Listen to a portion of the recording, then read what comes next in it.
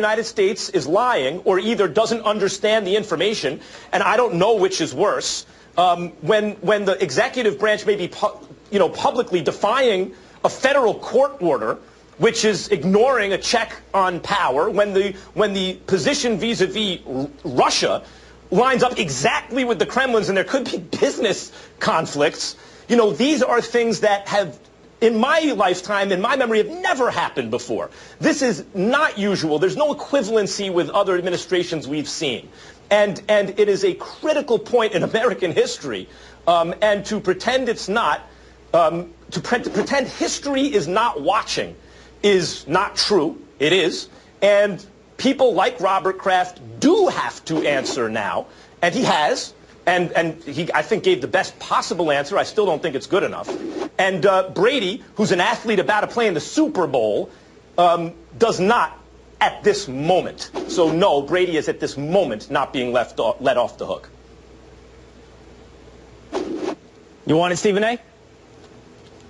Go ahead, Will.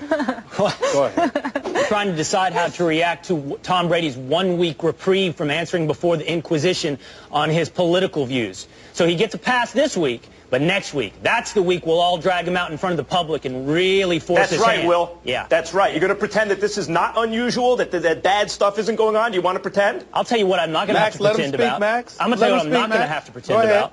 I'll tell you this. The argument that you forward, and you're not alone, there are many. There are many with blogs, there are many with podiums, there are many with microphones who say similar things to you, reminds me of someone who's never had to win an argument in 8+ years, who's never had to actually engage in a debate, who's never actually had to persuade someone over a very long period of time, because the only possible position you can see at this point is that if somebody disagrees with you, they have an unacceptable position. Not that they're incorrect, wrong. Will. Facts Max, are facts. I'm sorry, you can't get away with that. Facts are facts. Will, finish. No. I'm not going to let anyone get away with saying facts aren't facts, and everyone's entitled to their own set of facts. Let him go, Max, and then you can respond. Let him go. You're right there. Max, let him speak. Go ahead, Will. Here's the thing. I have afforded you respect on every single debate you've ever established or put forward with me. I would expect the same. And excuses and interruptions and calling to account and holding people accountable in front of the public as though you need to flog them for their political views, to me, Max, I'm going to be quite honest here, are the ultimate height of weakness. If you have an argument... This is not political, Will. This is common decency. If you have an argument... If you have an argument with Tom Brady, if you have an argument with Robert Kraft, if you have an argument with Donald Trump, make your argument. Make your argument before the public. Persuade them. But this inquisition that you're on, not just you, I don't mean to be, this is not targeted at Max Kellerman because it's much bigger than that. But this inquisition of anyone that disagrees with you and suggesting that they are so far beyond the pale. And I guess I need to make this clear one more time. This isn't even something I don't think I disagree with you on, Max. Sure. But I have a larger point to make. And that is that you need to open yourself up to actually having an argument to ever win one. You will continue to lose. You will lose it here with me today. Yes, you will lose it with me today. You will lose it in elections. You will lose your principle. You will lose your position because you're not actually facing up to the debate. Lost the argument. You're not facing up to the debate. What you're doing is you're dragging public figures out and saying we must expose them for anything they disagree with me on. You're doing it over and over, and once they speak, we interrupt, we shame, we shout down. Well, wait, you don't persuade. I will let you continue. I just want to. I'm done. We have never seen, ever, in American politics in our lifetime, an administration continually come up with their own set of facts. You know, that has been investigated and are uncontroversial, and then insist, no, those facts aren't true. These facts are true. Max. And this is an authoritarian, from the authoritarian playbook, you create fatigue with people because the media has this case of, as you know, on the other hand. So here's one position. On the other hand, let's consider this. But if the facts are continually generated from I don't know where, but are clearly untrue and disprovable, and we continually pay attention to them as though there are two sides of the argument because there are two sets of facts, we miss the point. This is a unique case. This has not happened before. And so when someone is continually caught either lying or misunderstanding simple facts, and people say, whoa, wait a minute, this is not normal, and then people, well, let's hear it out. Well, what you're going to be hearing out is one side clinging to facts that don't exist, and the other side actually offering facts. Look, don't pretend this has happened before in our politics. I want to let Stephen A. in, but I just want to make this point, Max. If what you say is true, it both heightens the need for you to persuade people to your side, and secondarily should make it easy for you to do so. Not drag the quarterback of the New England Patriots out and chastise him for his potential disagreement with you. Is that what happened throughout the Western world right now? That the populists are the angry populists who make up their facts, the authoritarians are losing the argument, or are they winning the argument precisely because of the tactics that I just described? I've had it.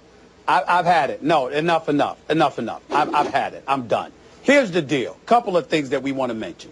Number one, the only reason I believe that Tom Brady should be asked about Trump is because anybody else would have been asked about it. When he returned from the suspension, when he had a game on a day that it was the second debate between Hillary Rodham Clinton and Trump, in the immediate aftermath of the tapes coming out, because of his support and his known friendship with Trump.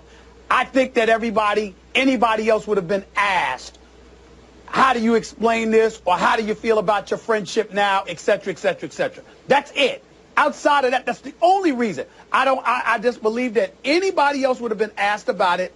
That's why Tom Brady should be asked about it. But to your point, Will, yes, he should be left alone. They all should be left alone. They should have a right to their feelings, their beliefs, et cetera, and be done with it. Here, Max, and Max, I'm sorry, I got to get on you about this because I just can't take it anymore. You need to understand.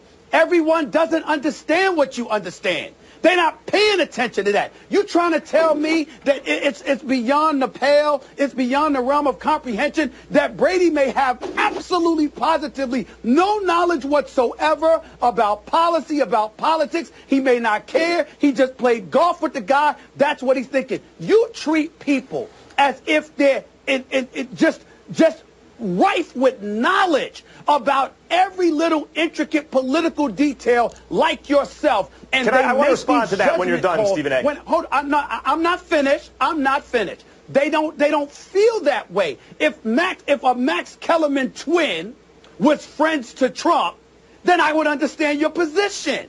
But the fact of the matter is there's plenty of people out there that are not thinking about things as in-depth, as intellectual, as informed, and beyond as you. And when you sit up here and Will is getting into a debate with you, what you're not appreciating is the fact that people are not looking at it your way because they're not paying attention to the degree that you paid attention to. You just spouted off a whole bunch of facts that even I did not know because even I did not pay attention to it, and I happen to like politics. So it's not beyond the realm of comprehension that Brady is just preparing himself for a Super Bowl or was preparing himself for football games, or Mr. Kraft sits up there, and this man is renowned. He's a phenomenal owner. He's about football and business, and this man called him after his wife died every week for a year. And you said, hey, I gave a good explanation. That's not good enough. Really?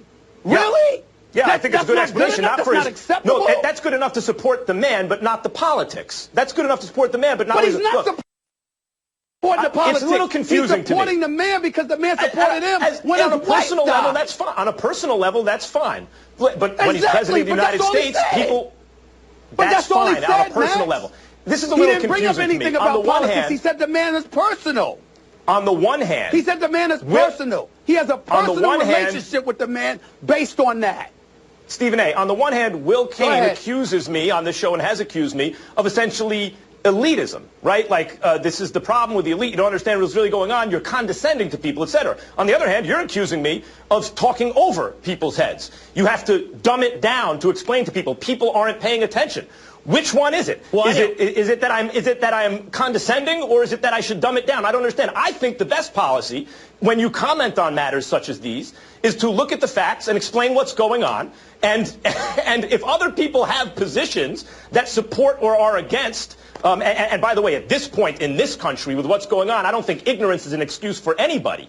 And if people have a position that either is for or against Trump and his administration, I'm sorry. It's not about dumbing it down or condescending. It's about giving you the straight dope. Okay, Max, just to be clear, for our personal relationship, anytime I've accused you of elitism, it's mostly been tongue-in-cheek. I mean, I hold no negative opinion from you in that light. What I have accused you of, though, is essentially suggesting that debate is beneath you on these issues. That disagreement is beneath you on these issues. That you don't need to engage with these issues. I don't hold Stephen A's opinion that somehow you are incredibly more informed than every single of the 63 million people that disagree with you. I think you're very informed. I didn't say that. I didn't say that, Will. You said people that aren't as informed as Max, and therefore he talks above them on this. But No, Will. Okay, I apologize if I mischaracterized. He talks to folks as if everybody's informed, and some people are not. Mr. Kraft is about his personal relationship with the guy. He ain't thinking politics. Brady is the same thing. That's all I'm trying to say. They may not be paying attention the way Max is, and Max is accusing them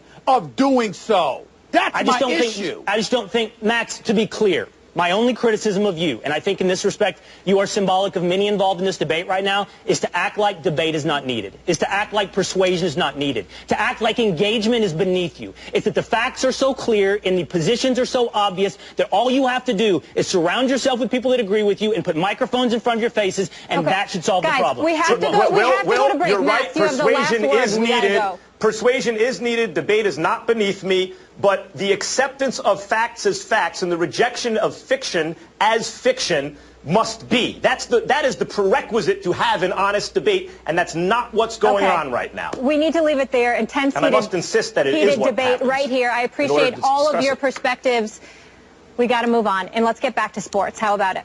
Coming up, has Greg Hardy run out of chances in the NFL? We'll discuss how him and some other NFL outcasts might be getting another shot. Plus, Darren Woodson is finally making his return to First Take, set for the first time since Aaron Rodgers did this to the Cowboys. Remember how Stephen A. called him out?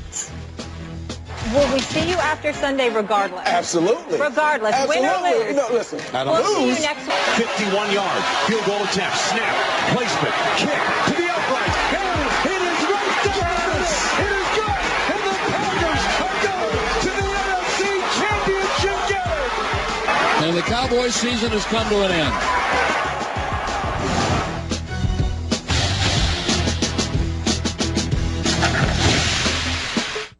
The world's most exciting technology doesn't go on your wrist.